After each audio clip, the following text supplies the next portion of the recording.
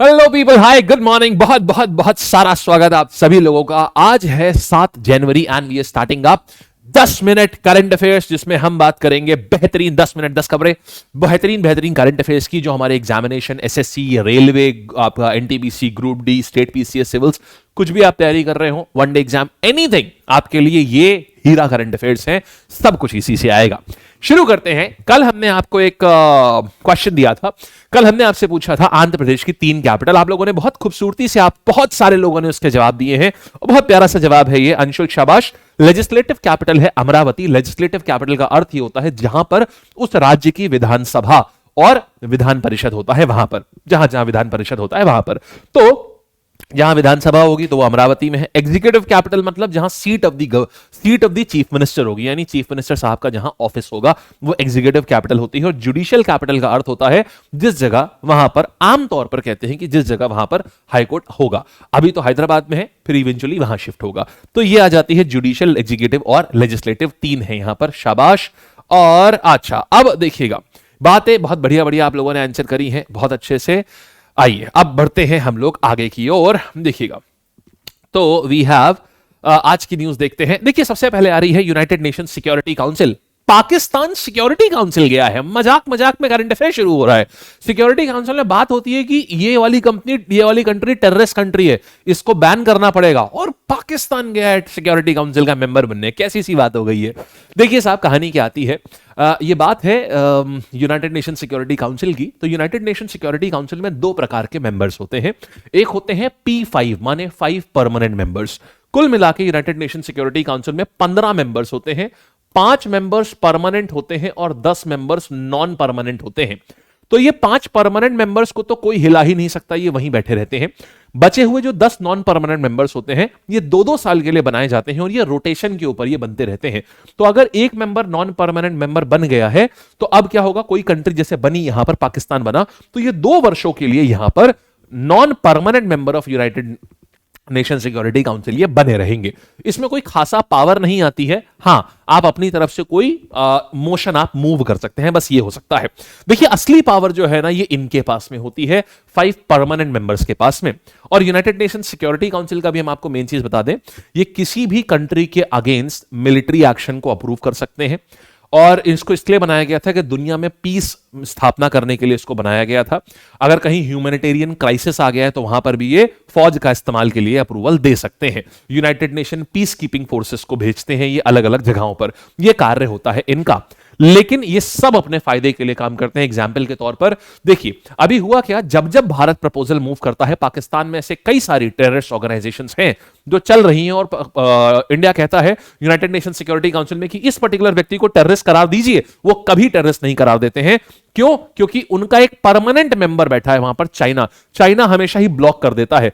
तो ये जो परमानेंट मेंबर्स होते हैं, उनके पास ये पावर होती है कि वो किसी भी, कोई भी मोशन आ जाए, चाहे उसे सब लोगों ने अप्रूव कर रखा हो, लेकिन अगर इन 5 में से किसी एक ने भी बोल दिया नहीं, ये नहीं लागू होगा, इसको वीटो करना कहते हैं, तो वो प्रपोजल वहीं निरस्त हो जाता है। इसी को बोलते हैं परमानेंट मेंबर्स की पावर।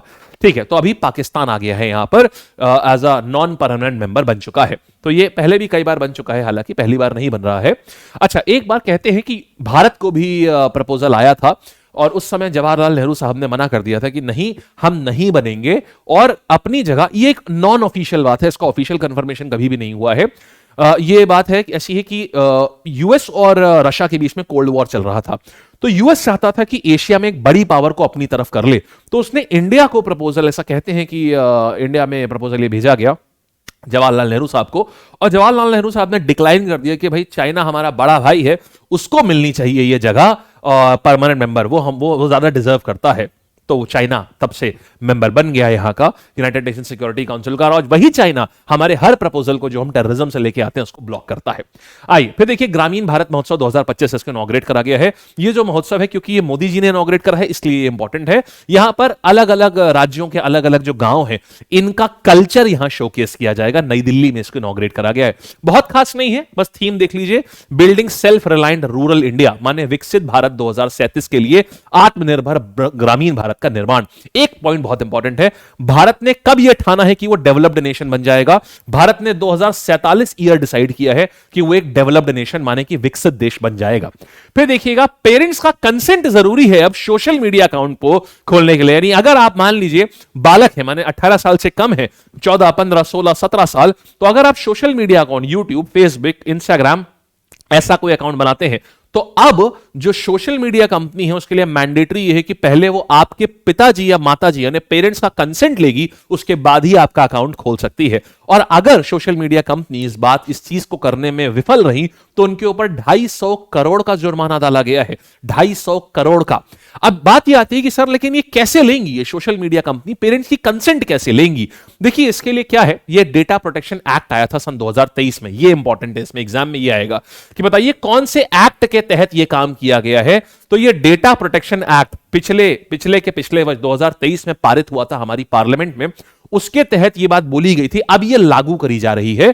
तो इसमें देखिए कई तरीके हैं, जैसे मान लीजिए पेरेंट्स अगर कोई है उनसे बोला कि आप अपना जो गवर्नमेंट अप्रूव्ड आईडी कार्ड है जिसमें आपके बच्चे का भी नाम हो वो आप अपलोड करिए, तो वो उन्होंने वेरीफाई कर लिया कि ठीक है इस बच्चे के पापा ये हैं और बच्चे को भी बोला यही वाला आईडी कार्ड अपलोड करो, तो ठीक है हो गया। या पेरेंट्स के फोन पे ओटीपी भेज के कि आपका बच्चा अकाउंट बना रहा है, आपके बच्चे का अकाउंट है ये, ओटीपी भेज के करा दिया। तो इसके कई तरीके हैं, लेकिन अब इसको लागू कर दिया गया है भारत में। अब कोई भी बच्चा 18 साल से कम सोशल मीडिया अकाउंट अपना नहीं बना सकता, डेटा प्रोटेक्शन एक्ट 2023 के अनुसार इसको लागू करा गया है। अब फिर देखिएगा, ब्लिंकिट ने 10 मिनट एम्बुलेंस सर्विस लॉन्च कर दी है गुड़गांव में, बहुत बड़ी बात है। ये स्टार्टअप्स इतनी बड़ी बड़ी प्रॉब्लम सॉल्व कर रहे हैं, तो ब्लिंकिट ने क्या किया है, 5 एम्बुलेंस के थ्रू इसको शुरुआत करी है और इनका मानना है कि हम देश के सारे बड़े शहरों में 10 मिनट एम्बुलेंस सर्विस शुरू कर देंगे। माने आपने ऐप के थ्रू, जैसे आप ब्लिंकिट से अलग अलग सामान मंगाते हैं ना, ऐसे आप सीधे ऐप के थ्रू ऑर्डर करेंगे और 10 मिनट में आपके घर एम्बुलेंस आ जाएगी। इसमें सारी इमरजेंसी सर्विसेज हैं, हार्ट के लिए डिफिब्रिलेटर से लेकर के ऑक्सीजन सिलेंडर से लेकर के सारी चीजें हैं यहाँ, सक्शन पंप, ये सारी चीजें हैं इसमें। अब देखिए तो ये होता क्या है, ये हाइपर लोकल डिलीवरी स्टार्टअप्स ये है क्या? देखिए इस समय रेस चल रही है, अमेजॉन आने वाले टाइम पे ना अमेजॉन से भी बड़ी कंपनीज बनेंगी, ये ब्लिंकिट वगैरह। आज अमेजॉन में प्रॉब्लम क्या है, आज अमेजॉन में प्रॉब्लम क्या है कि आज आने में डिलीवरी में समय बहुत लगता है। आपने कोई सामान ऑर्डर किया आज, साहब वो आएगा 3 दिन बाद। लेकिन ये क्या कर रही है, ये हाइपर लोकल डिलीवरीज होती हैं, ये टारगेट करती हैं 10 मिनट से 30 मिनट के अंदर अंदर आप जो भी सामान ऑर्डर करें वो तुरंत आपके पास पहुंच जाए। इसके लिए डार्क स्टोर, जैसे आपने अभी तक दुकानें देखी हैं, ये लोग क्या करते हैं, डार्क स्टोर ऑपरेट करते हैं। डार्क स्टोर का मतलब क्या होता है, एक बहुत बड़ा सा एरिया होगा, एक बहुत बड़ा हॉल होगा, यहां पर सारी जरूरत की चीजें होंगी, लेकिन यहां कोई आम आदमी नहीं जा सकता। यहां से ये ऐसी जगह सिचुएटेड होंगे जहां आसपास बहुत लोग रहते हो, तो ये अलग अलग जगह पर ऐसे डार्क स्टोर खोल देते हैं। डार्क स्टोर का अर्थ होता है यहां पर आप खुद नहीं जा सकते, भैया 1 किलो जरा आटा तौल देना, आप ये नहीं कर सकते यहां पर जाकर के।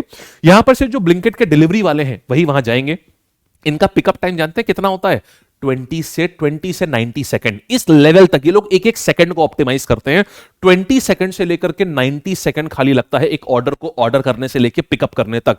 ये हाईली एआई ड्रिवन होते हैं, इन्हें पता होता है इस चीज की डिमांड ज्यादा आ रही है, ये उसको पहले से पैक करके रखते हैं। ऑर्डर हुआ, आदमी नीचे गया, पैक्ड रखा हुआ है, सीधे उठा लिया। ये एक एक सेकंड का डिलीवरी टाइम ट्रैक करते हैं। जब इनके लोग डिलीवर करने आते हैं तो इनके मैप रियल टाइम में चेंज होते रहते हैं। अगर रोड पे एक्सीडेंट हो रखा है तो उनको दूसरा रास्ता दिखा देगा। ये इतनी तेजी काम करते हैं और आगे आने वाले समय में ये जो 10 मिनट से 30 मिनट है ना, इसको और रिड्यूस करने की बात चल रही है 5 से 10 मिनट में। और इवन आज तो जोमेटो कह रहा है कि हम 10 मिनट के अंदर आपके घर पे चाय और समोसा पहुंचा देंगे जोमेटो के थ्रू। तो ये बहुत ही गजब लेवल की डिलीवरीज हो रही है, यही फ्यूचर है, हाइपर लोकल डिलीवरीज, ने फ्यूचर ऑफ इंडिया। आइए आगे बढ़ते हैं। फिर देखिएगा, काउपी यानी लोबिया का दाना जिसको बोलते हैं, तो लोबिया जो है ये इसको स्पेस में भेजा और 4 दिन में वो अंकुरित हो गया। अब आप सोचेंगे सर ये क्या है, ये ले देके इसरो को लोबिया क्यों भेजनी है स्पेस में? देखिए साहब बहुत इंपॉर्टेंट है। होता क्या है, देखिए जो हमारे मिशंस होते हैं, अभी आपने देखा हमने एक मिशन भेजा था जिसमें हम हवा में उड़ते उड़ते ही हम ऐसे डॉकिंग कर रहे थे। ये हमारा स्पैंडेक्स मिशन था, ये स्पेडेक्स मिशन था ये हमारा। तो स्पेस में जो हम डॉकिंग एक्सपेरिमेंट कर रहे थे, तो इसी में हमने क्या किया, हमने क्रॉप्स मिशन भी, क्रॉप्स का मतलब क्या है, compact research module for orbital plant studies. इसका अर्थ क्या होता है भाई, ये है क्या, ये जरूरत क्या थी इसकी? देखिए इसका मतलब होता है, जैसे देखिए आप कहेंगे लोबिया क्यों उगा रहे हैं भाई स्पेस में, कारण ये है देखिए स्पेस में जब आप जाएंगे तो आप ऐसा नहीं कर सकते कि आपका खाना खत्म हो गया, अरे सुनो फोन कर रहे खाना खत्म हो गया जरा किसी को भेज दो थोड़ा 4 रोटी लेकर के। आप नहीं कह सकते, खाना एक लिमिटेड क्वांटिटी में ले जा सकते हैं। और भविष्य में हमको 2035 में हमको अपना स्पेस स्टेशन बनाना है, उसके बाद 2040 में हमको अपना आदमी मून पे उतारना है, इसके बाद हमें अपना मंगलयान पे भी हम जा रहे हैं। तो इसके लिए अब कोशिश ये करी जा रही है कि हम अंतरिक्ष में ही स्पेसशिप के अंदर ही अपना खाना बना लें। तो वो कैपेबिलिटी की माइक्रोग्रेविटी, आपको पता है स्पेस में माइक्रोग्रेविटी होती है, माइक्रोग्रेविटी में हम हमारा शरीर कैसे काम करेगा, पेड़ कैसे करेंगे, पेड़ पानी कैसे पिएगा, इन सब चीजों का एक्सपेरिमेंटेशन करने के लिए लुबिया का दाना लेके जाया गया था, उसको स्टडी किया गया और सक्सेसफुली 4 दिन में ये लुबिया का दाना जर्मिनेट कर गया। तो इससे हम स्पेस में अपने स्पेसशिप के अंदर खेती कैसे कर सकते हैं ये जान पाएंगे, ताकि भविष्य में जब हमारे ऐसे मिशन हो जो कई महीनों चलने हैं या शायद कई साल चलने हैं, तो वहां पर हम अपना खाना अपने आप बना सकें, क्योंकि धरती से संभव नहीं हो पाया कोई हमको खाना देने आ रहा है वहां पर ऊपर। समझ गए आप, इसके लिए किया जाता है इसको। आइए तो फिर देखिए माइक जॉनसन जो है यूएस हाउस ऑफ रिप्रेजेंटेटिव के स्पीकर बने। देखिए साहब ये होता क्या है, पहले देखिए ये कहानी क्या होती है। जैसे देखिए भारत में हम लोग पार्लियामेंट कहते हैं ना, भारत में हम लोग कहते हैं पार्लियामेंट, तो बिल्कुल उसी प्रकार क्या होता है यूएस में कहा जाता है क्या, कांग्रेस। जैसे भारत में क्या है, भारत में कांग्रेस एक पार्टी का नाम है, यूएस में कांग्रेस एक पार्टी का नाम नहीं है। जैसे हम पार्लियामेंट कहते हैं, पार्लियामेंट ऑफ इंडिया, वो कहते हैं कांग्रेस ऑफ यूनाइटेड स्टेट्स, मतलब पार्लियामेंट ही है उनका भी। हम कहते हैं लोकसभा, हमारे वहां पार्लियामेंट का अर्थ क्या होता है, हमारे वहां पार्लियामेंट का अर्थ होता है लोकसभा और राज्यसभा, राइट, यही होता है ना हमारे वहां। मतलब इनके वहां क्या होता है, इसको कहते हैं हाउस ऑफ रिप्रेजेंटेटिव्स, समझे, हाउस ऑफ रिप्रेजेंटेटिव्स, रिप्रेजेंटेटिव्स। और इनमें राज्यसभा में क्या हुआ, इनके वहां बोलते हैं सेनेट। आपने अक्सर सुना होगा सेनेटर, सेनेटर, तो सेनेटर का मतलब होता है सेनेट में जो मंत्री होता है, माने इनकी राज्यसभा को बोलते हैं सेनेट, ये होता है इसका अर्थ, ठीक है। अच्छा देखना, तो हमारे वहां जो लोकसभा का जो ऑफिसर होता है उसको क्या कहते हैं, स्पीकर, जो कौन है, होमवर्क में आप बताएंगे, आज का होमवर्क यही है, आप बताएंगे लोकसभा के स्पीकर कौन है। तो जैसे हमारे वहां लोकसभा के स्पीकर होते हैं, वैसे इनके वहां क्या होगा, हाउस ऑफ रिप्रेजेंटेटिव के स्पीकर होंगे। तो माइक जॉनसन स्पीकर बने हाउस ऑफ रिप्रेजेंटेटिव के। अब आप समझ गए कि यूएस की जो लोकसभा है उसके स्पीकर हैं ये, तो ये आ गया, इनका नाम क्या है, माइक जॉनसन। अच्छा ये वहां बहुत सीनियर पोजीशन होती है, क्यों, यूएस में ना सबसे बड़ा होता है प्रेसिडेंट, सेकंड नंबर पे होता है वाइस प्रेसिडेंट और थर्ड नंबर पे होता है हाउस ऑफ रिप्रेजेंटेटिव का स्पीकर। माइक जॉनसन 100% एग्जाम में आएगा ये। चलिए आइए, ये सब इंटरव्यूज में बहुत पूछा जाता है। Kho kho federation of India ने ट्रॉफी और मास्कट अनवील किया है। देखो आपको पता है कि अभी हमारे वहां जनवरी में ही हम kho kho world cup host करने जा रहे हैं। तो जब हम वर्ल्ड कप होस्ट करने जा रहे हैं, कहां कर रहे हैं, दिल्ली में हम इसको कर रहे हैं, इंदिरा गांधी इंडोर स्टेडियम में। तो उसके लिए हमने उसका मास्कट हो गया और ट्रॉफी वगैरह ये सब हमने इसको अनवील करा है। ये देखिए, ये और ये इसके मास्कट्स हैं और इसकी ट्रॉफी भी अनवील करी है। इनका नाम क्या है, तेजस और तारा। ये जो है तेजस और तारा, ये शुभंकर हैं इसके खो खो फेडरेशन की, खो खो इस बार का जो खो खो वर्ल्ड कप है उसका। आइए, वर्ल्ड ब्रेल डे, यार ये बड़ी अच्छी कहानी है। देखिए 4 जनवरी, बड़ी इंस्पायरिंग चीज है वर्ल्ड ब्रेल डे।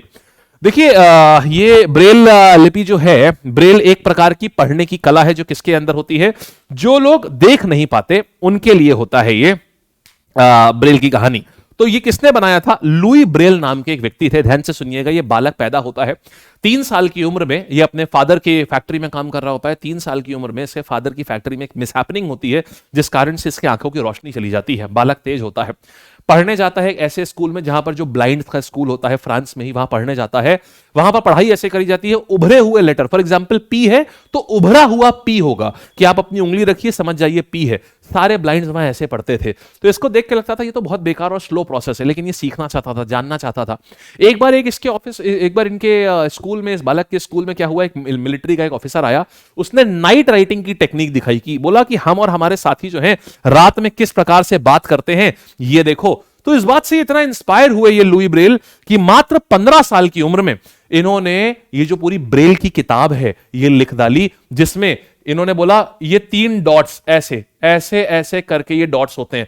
अब 3 डॉट्स मतलब ये क्या हो गया, 2 to the power 6, 64 कॉम्बिनेशन हो सकते हैं, माने सारे अल्फाबेट, मतलब ये एक अल्फाबेट होगा, ये कोई और अल्फाबेट होगा, ठीक है, तो ऐसे ये कोई और अल्फाबेट हो जाएगा। तो ऐसे करके सिर्फ 6 डॉट से 64 कैरेक्टर बन सकते हैं, इन्होंने सब बना दिया, इस इवन म्यूजिकल नोट तक बना दिए कि आप बहुत तेजी से पढ़ सकते हैं। और फिर उन्होंने अपने ही जो ब्लाइंड स्कूल जहां पढ़ते थे मात्र 15 साल की उम्र में उनको प्रेजेंट किया। उन्होंने बोला है सब बकवास है, ये सब चीजें बेकार है, फर्जी है, ये सब चीजें हटाओ इसको हमारे सामने से, और नकार दिया उनको। 43 इयर्स की एज में लुई ब्रेल की मृत्यु हो गई। और आप देखिए विडंबना देखिएगा, जब उनकी मृत्यु हो गई उसके 2 साल बाद उसी स्कूल ने इस ब्रेल लिपि को स्वीकार किया और आज ये ब्रेल लिपि से पूरे दुनिया में आज बच्चे पढ़ते हैं इससे। तो ये है, जीते जी नहीं कर पाए लेकिन अपनी ऐसी चीज थी जिससे आज ये पूरी दुनिया को रोशन करके चले गए। ये थे लुई ब्रेल। इनका जन्मदिन क्योंकि 4 जनवरी को होता है, इसीलिए प्रत्येक वर्ष 4 जनवरी को हम वर्ल्ड ब्रेल डे मनाते हैं। समझ गए आप? ये है पूरी कहानी। अच्छा, फिर देखिए गुरु गोविंद सिंह जयंती 2025, तो ये किसके लिए होती है? देखिए सिखों के जो 10वें गुरु थे तो उनका नाम था गुरु गोविंद सिंह जी। तो सिख का मतलब क्या होता है? लर्निंग। तो सिख एक ऐसा धर्म है जहां जिसका फाउंडेशन ही लर्निंग है, ज्ञान, लर्निंग, इक्वालिटी, ये उनका मेन धर्म है। तो अभी क्या है, तो इसके जो 10वें गुरु थे गुरु गोविंद सिंह जी, जिन्होंने खालसा पंथ की स्थापना करी थी। एक छोटा सा होमवर्क और दे रहा हूं आपको, ईयर बताना है कि कौन से वर्ष में इन्होंने खालसा की स्थापना करी थी। तो खालसा की स्थापना इन्होंने करी थी और सिखों को एक वॉरिंग क्लैन में कन्वर्ट किया था। तो इनका जन्मदिन होता है इस दिन। तो इस बार इसको 6 जनवरी को मनाया गया, जिसको प्रकाश पर्व के तौर पर मनाते हैं हम पूरे भारत में। तो ये कहां आ गया? ये है प्रकाश पर्व हमने मनाया यहां पर। ठीक है। फिर ये एक साइंटिस्ट साहब हैं डॉक्टर राजगोपाला चिदम्बरम, इनकी मृत्यु हो गई अभी हाल ही में।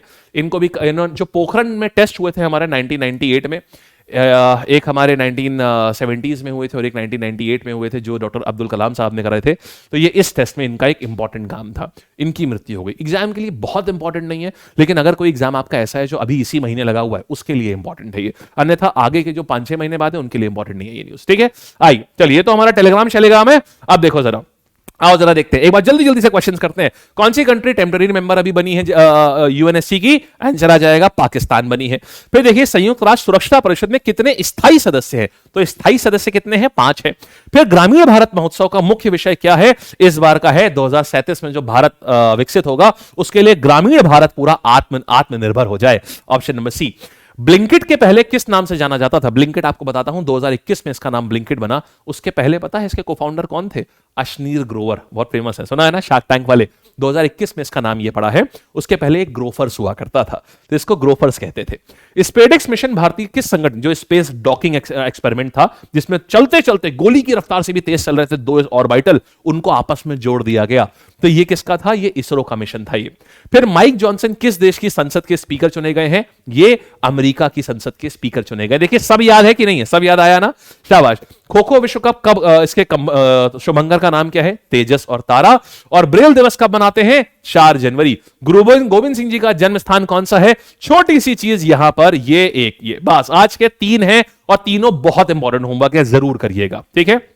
1973 में पोखरण परीक्षण का नेतृत्व किसने किया था? श्री राजगोपाला चिदम्बरम। ये एक मेन साइंटिस्ट थे इसमें, चीफ साइंटिस्ट थे इसमें 1974 वाले पोखरण। एक सेकेंड रुकिएगा, ये पोखरण वाले में, हाँ यस, यहां पर ये साइंटिस्ट थे और यहां पर ये चीफ साइंटिस्ट थे। वही मैं कहूं यार कि ये तो अब्दुल कलाम जी का था, 1974 वाले में थे ये मुख्य। ठीक है, बढ़िया एकदम। चलिए, तो यहां पर हुए हमारे सारे के सारे करंट अफेयर्स समाप्त। आज की कथा होती है समाप्त। और आप सारे लोग जो भी हमारे साथ में अब एसएससी के आगे के बैचेस में, रेलवे के बैचेस में जुड़ना चाहें तो ये है, जरूर से आइएगा। और दोस्त लोग ये जरूर ऑर्डर कर लीजिएगा, करंट अफेयर्स की ईयरबुक है। ठीक है, पूरे साल का करंट अफेयर्स है इसमें, पूरे साल का करंट अफेयर्स का निचोड़ है इसमें। ठीक, चलिए bye, tata, take care, all the best. आज 10 बजे लाइव में जरूर जुड़ना वायरल जीके में। आज यूनिवर्स एंड सोलर सिस्टम के बहुत प्यारी चीजें कराऊंगा मैं। 10 बजे मेरी लाइव सेशन होता है यहां पर, इसको बिल्कुल मिस मत करिएगा, ये लाइव होता है, आज जरूर करेंगे इसको। ठीक है, thank you, bye bye, take care, all the best, मस्त रहिए, जबरदस्त रहिए और होमवर्क जरूर करिएगा। ठीक है जी, थैंक यू सो मच।